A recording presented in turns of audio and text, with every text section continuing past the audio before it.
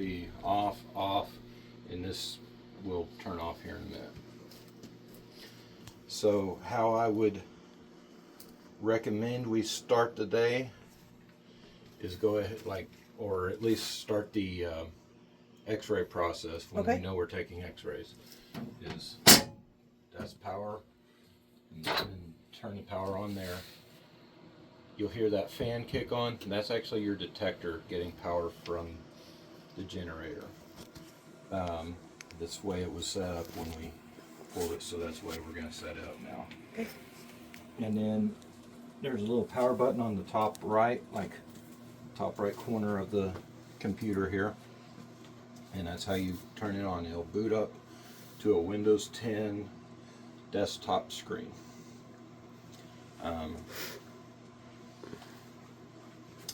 While we're doing that, while we're waiting on it to boot up, you have 2 foot pedals here. The one on the left is your locks for the floating table. The one on the right is for your exposure, shooting your x-rays. See, didn't have a Allen. I'll tighten these bolts here on the table when I get a chance. Okay. And so while I'm waiting on this, he left what looks like some technique charts for feline and canine based off measurement. Here's your caliper for measuring your anatomy. So say we were shooting a canine thorax of 16 to 20 centimeters. It's calling for 300 MA at a 60th of a second for 95 kV. Okay, and you're going to have to show us all that. Right here, this is our time. Okay.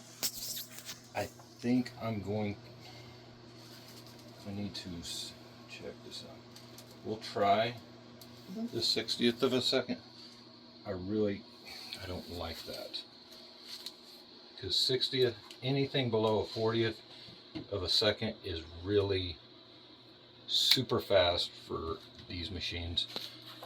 So set 300 MA. So I've set it to a 60th of a second, 300 MA, and my KV, it called for 95.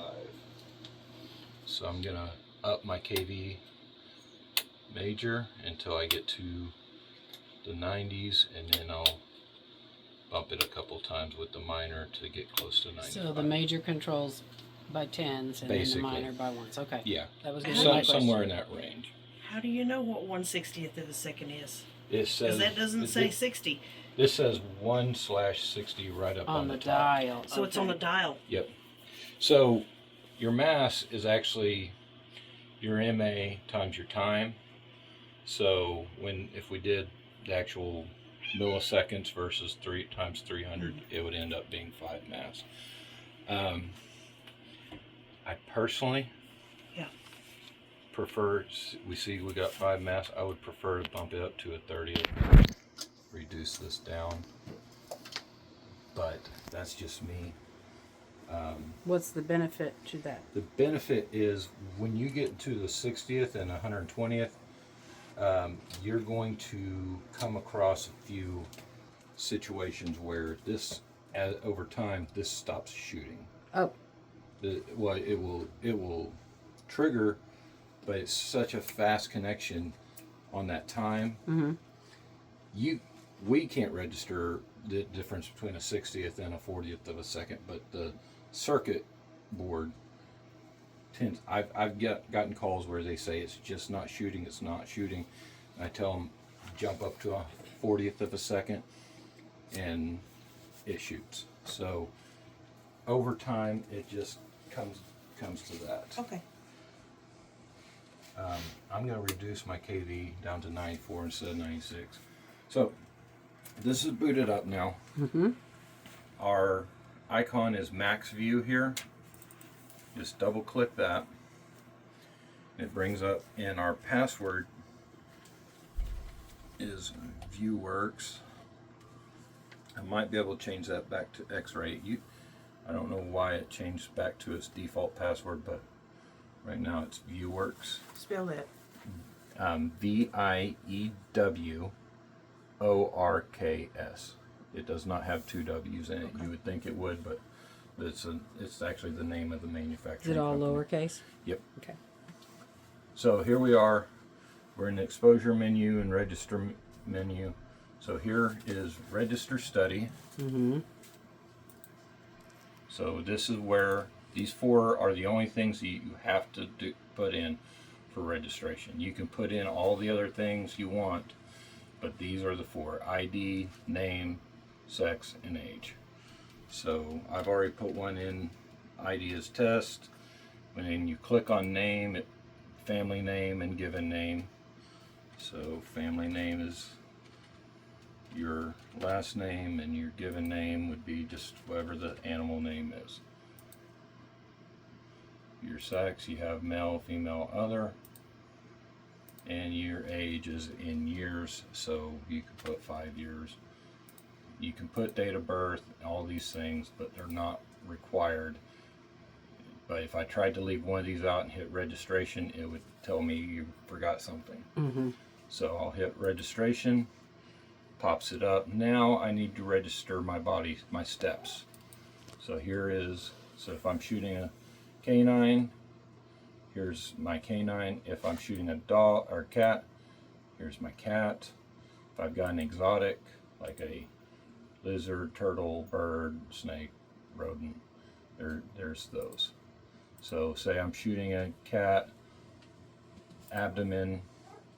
If I'm going to do lateral, DV, or VD and DV, here they pop up, and just hit close.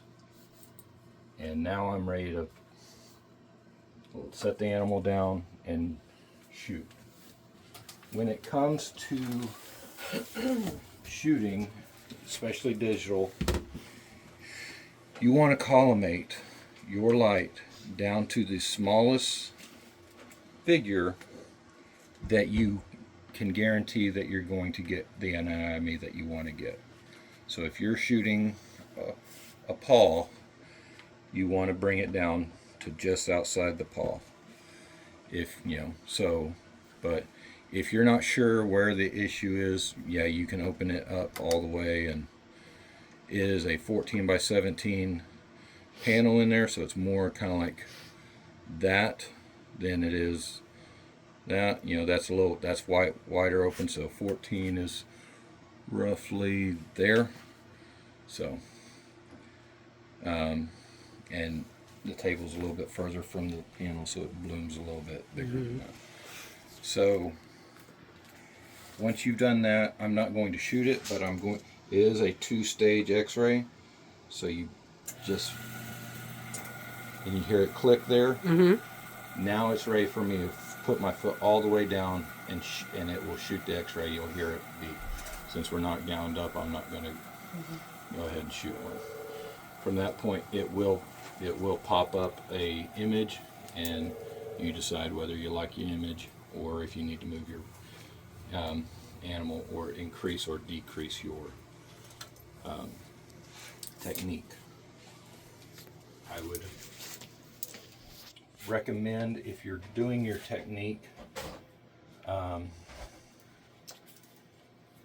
going to bring up my phone that I took a little bit ago. So my phone is metal, plastic, and all that stuff, and battery. Right here, I didn't get enough penetration, so I increased my KV, and I got a slightly better image, and then I got a slightly better image. You will see, if you go over KV, you will wash a lot of things out. It's kind of opposite of film. Digital is a little opposite of film.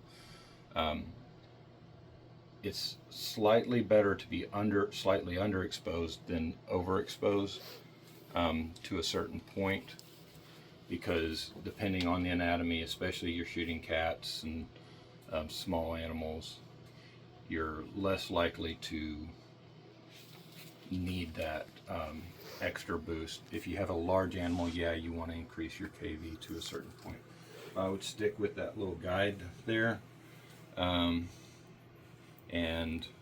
I might ask Mike if he can find a guide that doesn't have 120th on there, because I really don't like shooting 120th.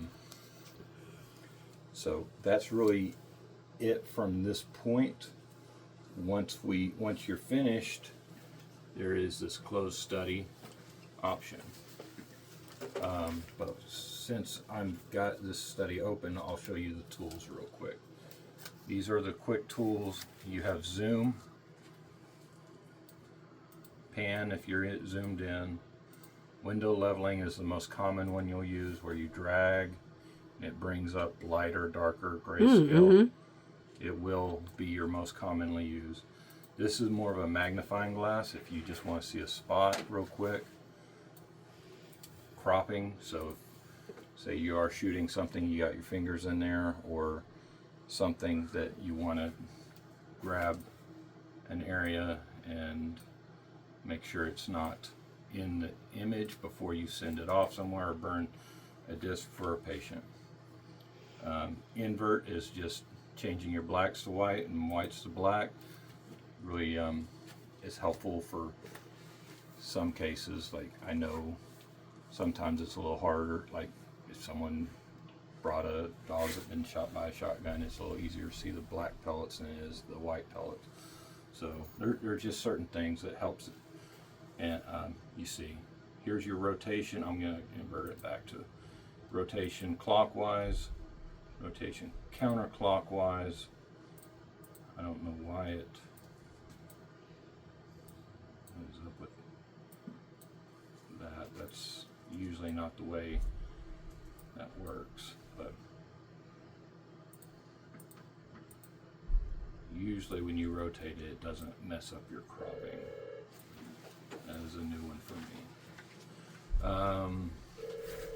Mirror, that's just another way of flipping it. It does have some measuring tools, so if I need to measure a distance, I just click, drag, and it gives it in millimeters. I do have an angle based off, and then I can use the selector and grab certain things and change my angle based off what I need. Should be able to delete my annotation, show and hide. That's what this is. Show, hide. Text, if I need to type in text, I can click and Make yourself a little field. And your markers, you can put in a left position marker in, or a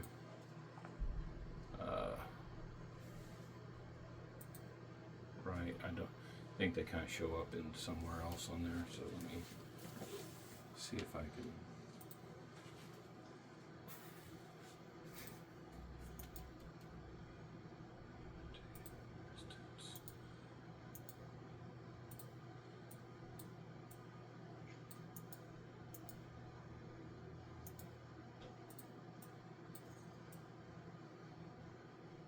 So there's that left eye. Was trying to remember how I can, if I can delete.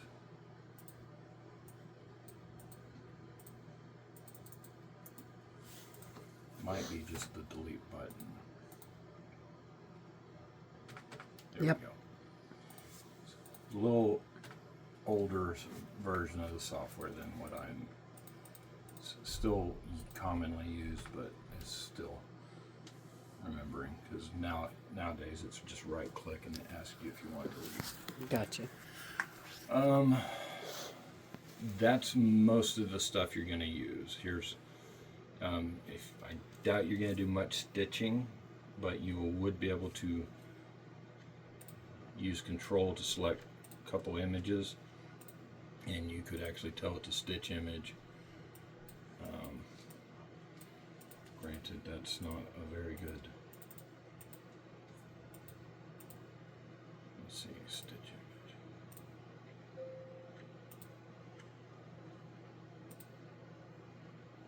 I don't know. Usually, this isn't a great look for here because I don't see my images in here. Could be because I'm using my phone. There we go. So now I could actually, whichever one I select, I can actually move up and tell it to blend.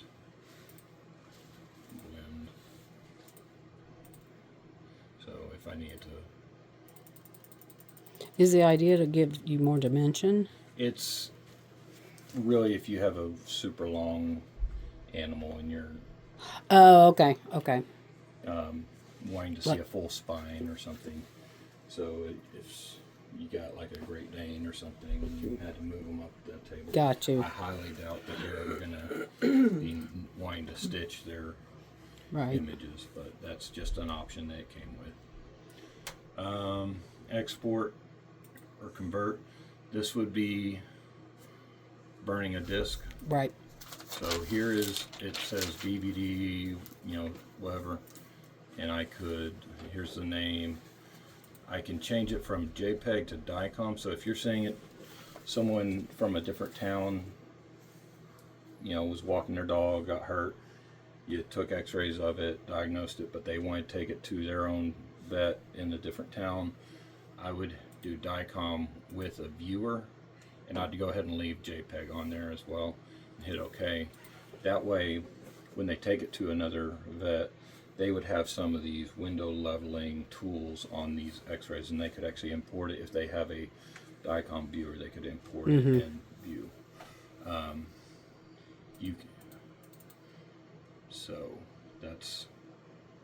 So here's user directory.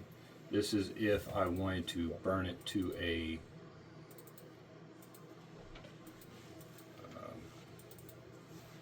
there, I double clicked on that, and if To I a had physical a thumb drive, disk. Okay. Oh, if I had a thumb drive. so Okay. if I could put it on an E drive or something like that, I could find it. Right now I don't have a thumb drive in there, so Right. It's not going to show up. yeah. But if someone just wants to take a pet x-rays home, I would just burn it as a JPEG for them, because that way they can put it on their own computer and look at it without worrying about, Yeah. It's easiest to open. yeah. When we do get the other system set up where we can communicate for surgery, we'll set it up where you, let's see here, send image in the viewer, change the DICOM transfer. It'd be here, and you hit transfer, and it would send it over to that viewer, and you'd be able to view it in the It's like screen share. It's not necessarily a screen share. It's actually a different computer program that has different viewing tools. That's usually how we do that. If you have Wi-Fi, most Windows 10 systems online do have screen share. So if you have smart TV in there, that might be an easy way of doing it. It's just getting a mouse and keyboard that has enough power to talk. That's really it. You can delete images within studies, but you need to make sure you it requires you put in the password and all that. Okay, what's the capacity on the hard drive? Because we'll be leaving images in there so that we can reference them. So I'm going to minimize this real quick and look. So this doesn't actually, so this has 2 hard drives in it. This is where all the software and processing, like this is where Windows and then you have an image drive. Then we have a drive here that's almost a terabyte. So I highly doubt you guys will ever fill that up. No, we won't. I just wondered where they were. Yeah, they will be in here. They're in a little file here called images, and here's all the images I took so far with some information files along with them. Gotcha. So, as you see, they're like pretty big files, Yeah, they're 19,000 kilobytes per image. So when they convert to DICOM, they go down to about 15 kilobytes. So that's, or 15,000 kilobytes, so 15 megabytes. So emailing, like you could export and try and email some, but I would highly recommend you export them as JPEG before you email them. I know OFA HIPs and stuff require it to be JPEG because they don't want their servers loaded down with something 10 times bigger than what they need it to be.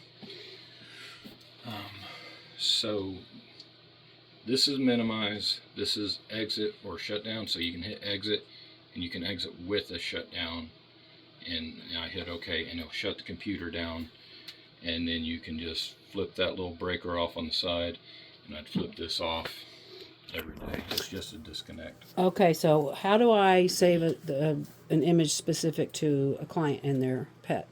Like, to access it, like, where do those go?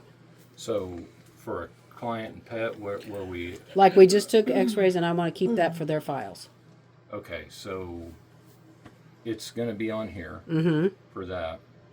But if you're wanting to put it on like a practice management software or something like that, that's where you would have to export it as a DICOM or a JPEG file, and then drag and drop it into practice management software.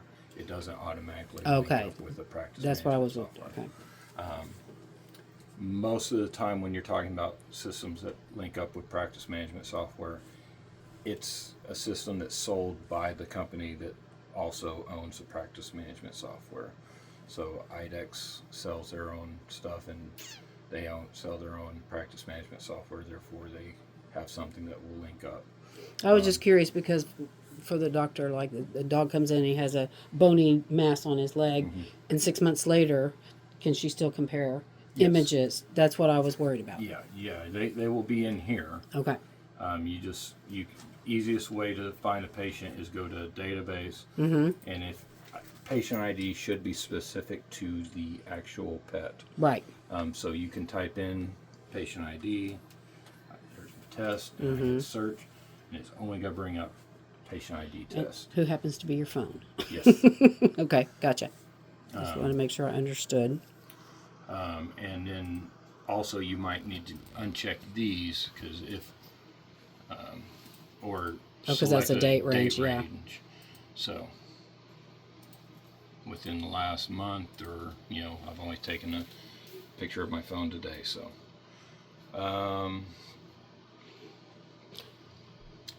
trying to think of anything else. I don't think this has a side-by-side compare setup. Let's see if I have compare. No. So you'll have to basically open it, look at it here, double click there, or double click down, open it, and then you'll have to go in and Can you open this program in more than one tab and switch back and forth? Unfortunately, no. Okay.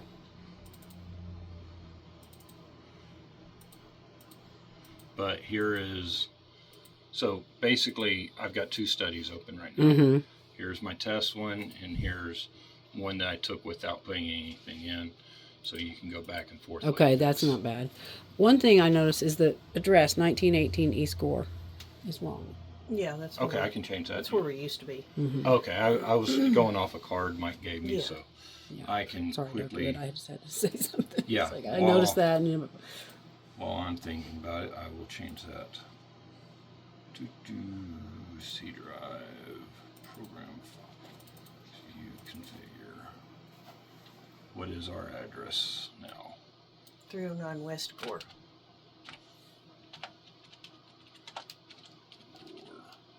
perfect. Okay.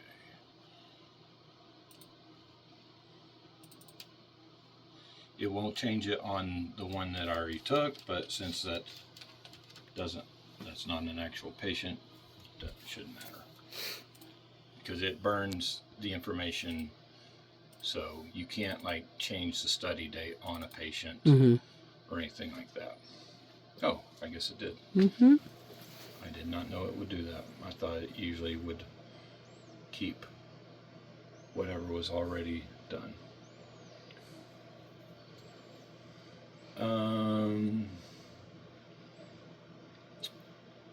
If y'all want, we can get a animal and let's find if anyone needs an X-ray. We can do some practice X-rays, and that's because that's the only way I learn is putting my hands on it, and like even me showing you. I know you're videoing, but Yeah. only Hands on is. only way I learn is if I actually do it myself. So I'm gonna exit with a shutdown. Let you guys boot it up from scratch and go from there. Sounds like a plan. Who are you going to shoot? There's only one that will put up with it. Siam. No stinky butt. Miss Gas Bubbles. Yes. Didn't see the one we did before? There she goes. Wasn't she the one that we did? And she Yes. had all kinds of gas bubbles.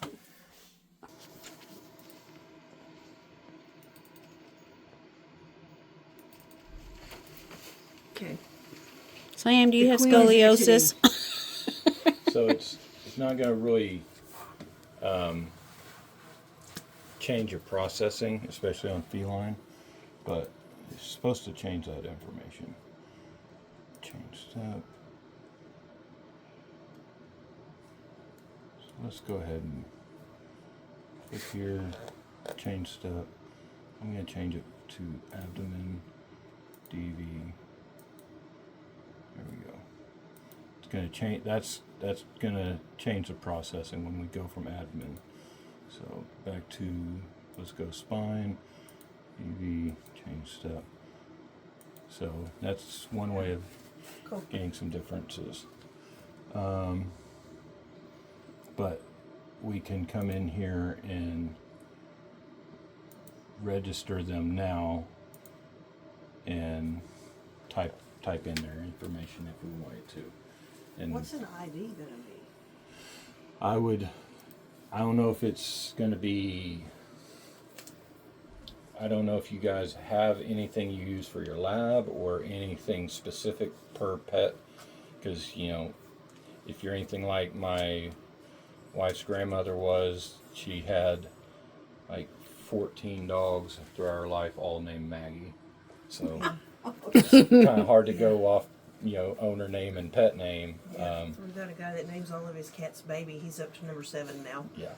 So it's gonna have to be something unique to the pet, whether it's a certain number, it's their name plus, you know, owner phone number, pet name, and an extra number. It really, a lot of people have whatever ID number that their office management software provides. They use that. A lot of people do.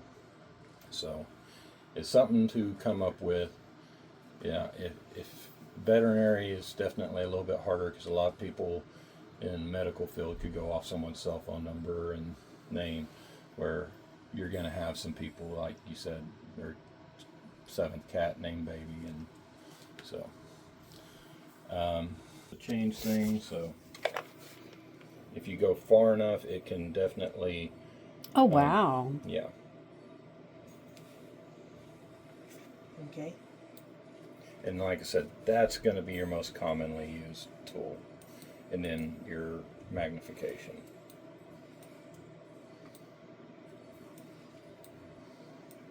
Well, you can tell I didn't spare.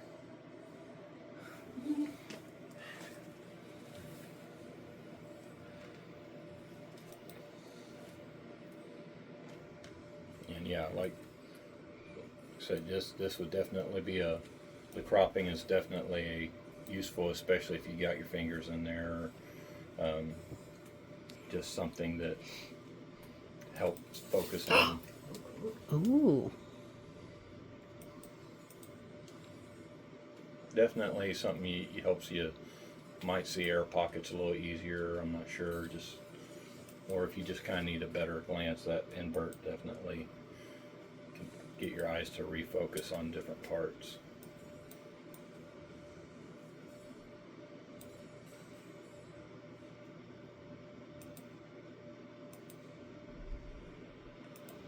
How do you get it back?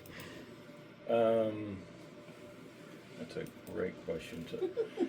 A lot of times if you if you change your processing to what something else, it will undo most everything you've done. But I'm trying to think of how, if there is an undo button on this particular software. I don't see it.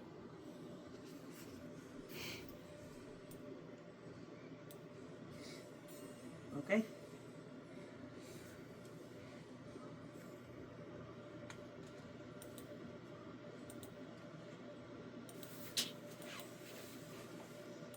So yeah, if you click and drag, it will make a bigger box for text. Yeah.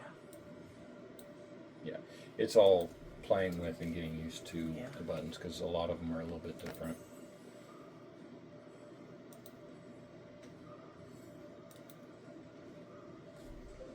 Oh.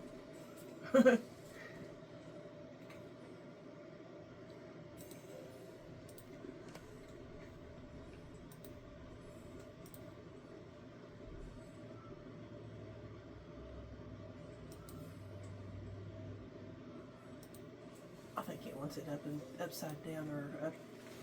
Hmm. Shifted, turned, like that.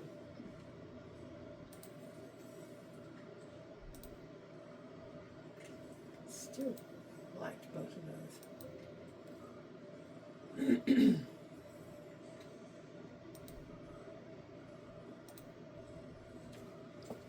Did it do it? Yep. Right, left. Yep. Okay. It's a lot of playing around with Yeah. it to really get used to it. Another way of, if you really needed to change something, say you had a very large animal that's really hard to get a good quality image, and they are very hard to keep on the table, and you took your best image but you just didn't like it and the window leveling wasn't great, we can click in here and we can just do some changes in our I think this is supposed to change process. So all that junk I just did. Is that her hair Yeah. actually showing up? Interesting, because of the contrast change.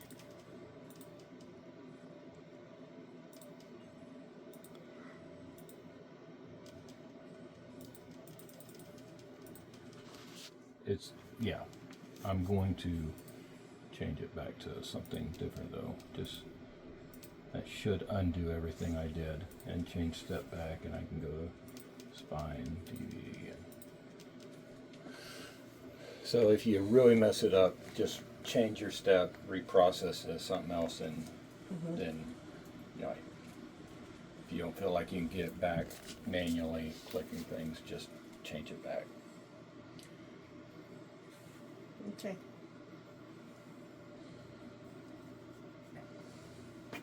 Cool.